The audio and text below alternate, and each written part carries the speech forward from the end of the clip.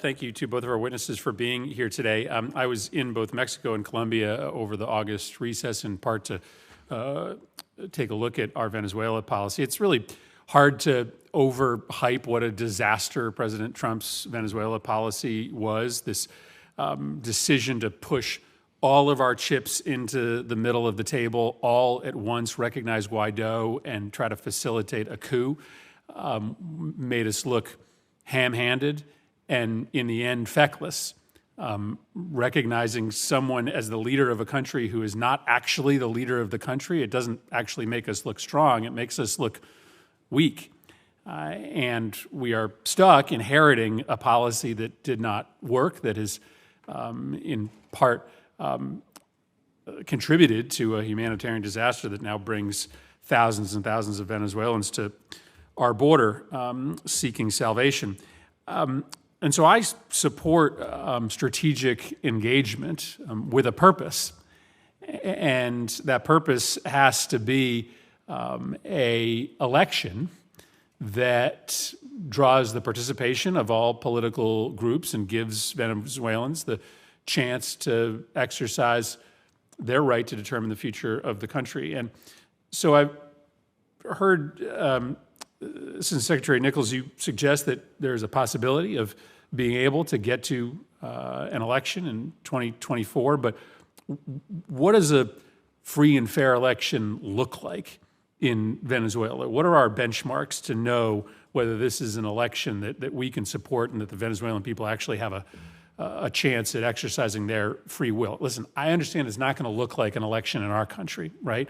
And I don't know that we should hold it to that standard, but we have to have some pretty clear baselines. What are we looking for as we try to get towards a viable election?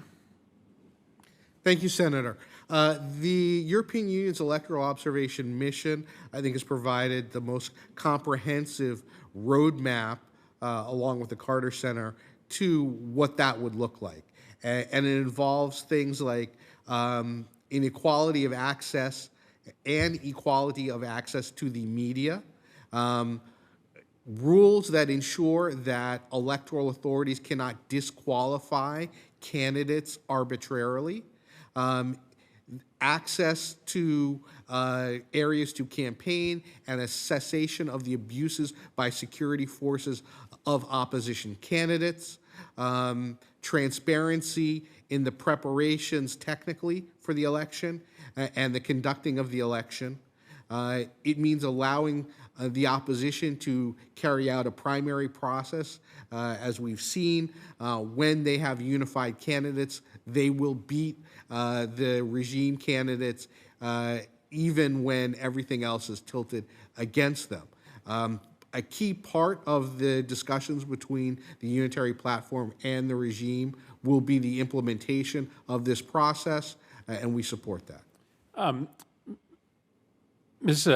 Escobar, there's no doubt that the humanitarian disaster in Venezuela is first, second, and third a consequence of the regime's unconscionable policies. But I think we should be honest that our sanctions contribute to the humanitarian nightmare, and we can argue that there are good reasons for our sanctions. But what worries me is a GAO report from last year that suggests we actually don't have real good information about how and if our sanctions are contributing to the humanitarian crisis inside Venezuela. The report found that Treasury and its interagency partners are limited in their ability to develop further actions to ensure that U.S. sanctions don't disrupt humanitarian assistance.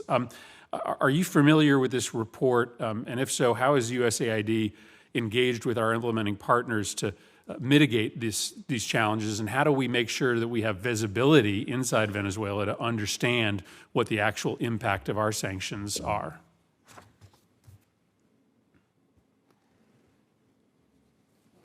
As you said, it's very hard to separate the secondary effects.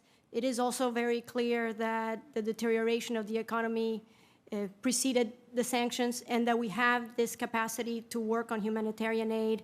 And the government also has the capacity to have invested in many of the services that are now not functioning in Venezuela. A lot of our financing and our work goes to create a network of human rights defenders, universities, and civil society organizations that are getting information about where the most vulnerable people are, the nature of the crisis, as to target our humanitarian aid to those that are most vulnerable.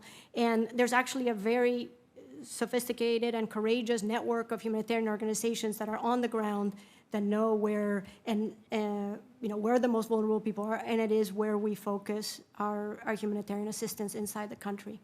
Well, look forward to speaking with you more directly about this specific report and your responses to it. Thank you very much, Mr. Chairman. Let me turn to Maduro's unbridled criminality. Lest some forget who we're dealing with.